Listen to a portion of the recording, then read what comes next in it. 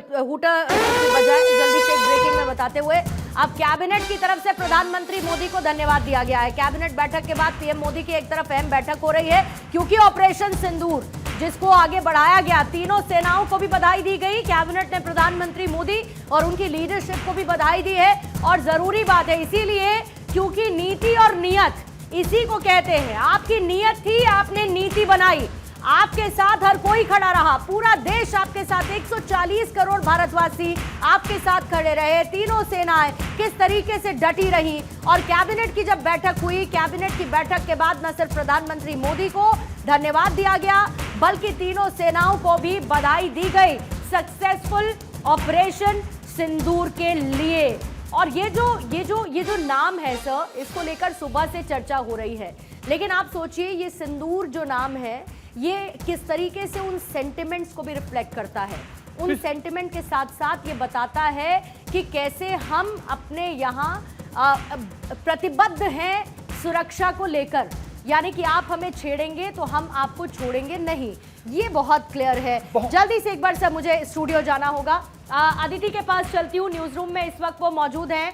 और अदिति, कैबिनेट की बैठक के बाद प्रधानमंत्री मोदी को, तीनों सेनाओं को धन्यवाद दिया गया और मैं उसी नीति और नियत का जिक्र कर रही थी।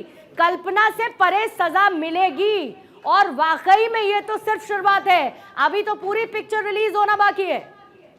बिल्कुल, जो कहा वो किया। कैबिनेट में ये चर्चा की कि प्रधानमंत्री नरेंद्र मोदी ने ये बात कही थी कि कल्पना से परे, जिसका आप जिक्र कर रही हैं, और वो करके दिखाया। उसको लेकर पूरी कैबिनेट ने धन्यवाद दिया। धन्यवाद देने के बाद जाहिर तौर पे चर्चा की गई, खुशी एक्सप्रेस की गई। आज आपको बता दें कैबिनेट की ब्रीफिंग नहीं होगी, लेकिन एक महत्वपूर्ण जानकारी, कैबिनेट में जो शक्ति पॉलिसी को अप्रूवल मिला है, ये पॉलिसी है जो कोल एलोकेशन को पावर सेक्टर में दी जाती है। CCEA में हुआ है, इकोनॉमिक अफेयर्स की बैठक थी। इसके अलावा CCS की जब बैठक हुई थी सिक्योरिटी पर, उसमें भी जो महत्वपूर्ण 4 लोग थे उनसे चर्चा की गई कि अब तक क्या हुआ, आगे क्या होना है। और जिसका हम लगातार जिक्र कर रहे हैं मसूद की फैमिली को लेकर और तमाम तरीके की गतिविधियां, वो उससे पहले NSA ने ब्रीफ की थी। लेकिन आपको बता दें जब कैबिनेट बैठक हुई तो धन्यवाद प्रस्ताव की तरह धन्यवाद दिया गया और जाहिर तौर पे खुशी जाहिर की गई। ये एक अलग मुद्दा है, लेकिन आज कैबिनेट की ब्रीफिंग नहीं होगी। और एक लाइन है जो सबसे महत्वपूर्ण है कि जो कहा वो किया। प्रधानमंत्री ने कहा था और वो करके दिखाया। और ये केवल पहलगाम के रिटेलिएशन में हमला नहीं है, ये 2001 से लेकर 2025 तक 350 भारतीय, जिसमें कई सैनिक मौजूद थे, उन पूरे परिवार वालों को आज 25 साल बाद श्रद्धांजलि दी गई है कि जो 2001 से 25 तक लगातार जो हमले हो रहे थे, उन तमाम ठिकानों पे जहां पर वो हमले प्लान किए गए, उन ठिकानों को निस्ते-नाबूद किया। और यही वजह है कि इसको लेकर कैबिनेट में धन्यवाद प्रधानमंत्री मोदी को, पूरी कैबिनेट। इसके बाद अदिति एक और बैठक शुरू हुई है प्रधानमंत्री की। बिल्कुल, ये बैठक जब कैबिनेट की खत्म हुई तो प्रधानमंत्री की कुछ महत्वपूर्ण मंत्रियों के साथ एक अलग अहम बैठक चल रही है। इसको आप ये मान लीजिए कि कई CCS का जो एग्जैक्ट CCS नहीं कहेंगे, पर सारे जो मुख्य लोग हैं वो वही लोग मौजूद हैं। और इसको पूरी तरीके से आज ये बैठकों का दौर लगातार चलता रहेगा। आज रात बहुत महत्वपूर्ण होने वाली है कि क्या कोई रिटेलिएशन, क्योंकि जिस तरीके से असिमेट्रिकल जवाबी कार्रवाई आ रही है तो उसको लेकर हमने क्या जो है तैयारियां की है, जिसमें गृह मंत्री अमित शाह ने कहा कि वो जो बॉर्डर के इलाके के तमाम लोग हैं जो पीछे घर में आंखों देखिए बमबारी चल रही है, उनको कहीं सेफ ठिकाने पे किया जाए। इसके साथ साथ भी इंटेलिजेंस का इनपुट क्या आ रहा है, क्या आगे की गतिविधियां हैं, और ये तमाम चीज़ों को देखते हुए ये बैठकों का दौर लगातार जारी है। और यही वजह है कि प्रधानमंत्री का जो दौरा था, विदेश दौरा यूरोप का, वो रद्द कर दिया गया है, क्योंकि वो इस पूरे सिचुएशन की लगातार मॉनिटरिंग करना भी चाहते हैं और सारे अपडेट्स अपने सहयोगियों से, NSA से, तीनों सेनाओं से, CDS से और साथ में रक्षा मंत्री, गृह मंत्री से, लगातार विदेश सचिव से लेना चाहते हैं। इसलिए उन्होंने अपना यूरोप दौरा भी रद्द कर दिया है। ठीक है अदिति, मैं लौटती हूँ आपके पास। संजीव श्रीवास्तव जी फॉरेन एक्सपर्ट हैं, इस वक्त हमारे साथ, वो भी जुड़े हुए हैं।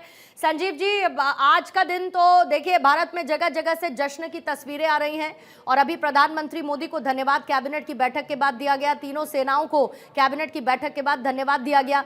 लेकिन आपको मैं बार बार इस सवाल पर सर इसीलिए लौटती हूं क्योंकि कहते हैं कि हमें एक फाइनल स्ट्राइक करनी होगी आतंकवाद पर, और उसके लिए पूरे वैश्विक समाज का, पूरे वैश्विक समुदाय का एक साथ एक पटल पर आना बहुत जरूरी है।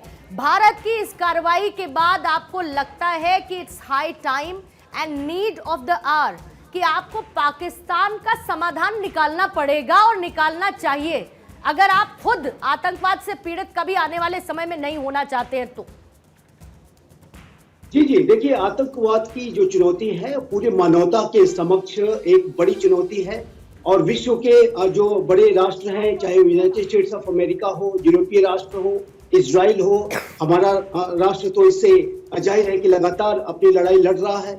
और ऐसे में अगर विश्व में राष्ट्रों के बीच में आतंकवाद को लेकर के एक एकता आती है और उसमें जो डबल स्टैंडर्ड्स कई बार देखे जाते हैं कि अपने राष्ट्रों में जब इस तरह की कार्रवाई, आतंकी घटनाएं होती हैं तो वो राष्ट्र दुनिया के किसी भी कोने में कार्रवाई के लिए पहुंच जाते हैं, लेकिन अन्य राष्ट्रों में जब ऐसी कार्रवाई होती है तो वहां पर कुछ लचीला रुख अख्तियार कर लेते हैं। तो ये जो कई बार जो अंतर्राष्ट्रीय आतंकवाद के संदर्भ में एकता की जो कमी है वो दिखाई देती है, डबल स्टैंडर्ड्स भी दिखाई देते हैं, जिसको कि दूर करना नितांत आवश्यक है। और आतंकवाद की चुनौती पर यदि विजय पानी है तो समग्र मानवता को, सभी राष्ट्रों को एकताबद्ध तरीके से और कोलैबोरेट करके कार्य करना पड़ेगा। मेरा ये स्पष्ट रूप से मानना रहा है कि आतंकवाद की चुनौती का मुकाबला यदि राष्ट्रों के अंदर एक ज्वाइंट कोलैबोरेटिव एफर्ट्स के तहत अगर किया जाए तो इस पर बहुत बड़ी विजय हम जल्द से जल्द समय पे हासिल कर सकते हैं। ये जो कार्रवाई, जाहिर है कि भारत स्वयं से किसी बड़ी से बड़ी कार्रवाई करने में समर्थ है, सक्षम है, जैसा कि आज हमने दिखा दिया कि कोई भी पाकिस्तान के अंदर किसी भी जगह जा करके हम आतंकवाद विरोधी कार्रवाई को कंडक्ट कर सकते हैं। लेकिन अभी आप सोचिए कि यदि इसी तरीके की जो कार्रवाई अमेरिका, भारत, इजराइल और अन्य राष्ट्र मिलकर के कोलैबोरेट करके एक दूसरे के साथ ज्वाइंट रणनीतियां बनाते हुए करें तो दुनिया के किसी भी आतंकी की इतनी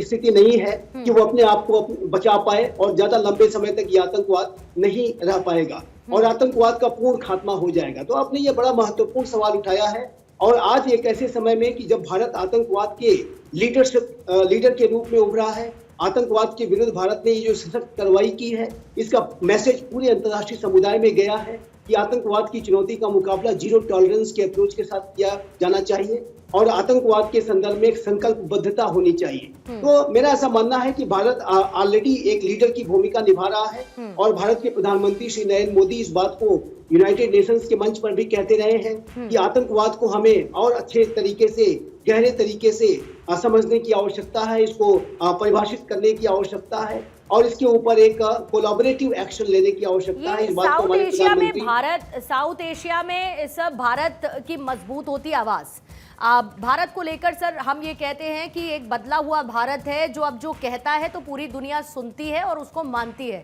और ये प्रभावी लीडरशिप रही है प्रधानमंत्री नरेंद्र मोदी की।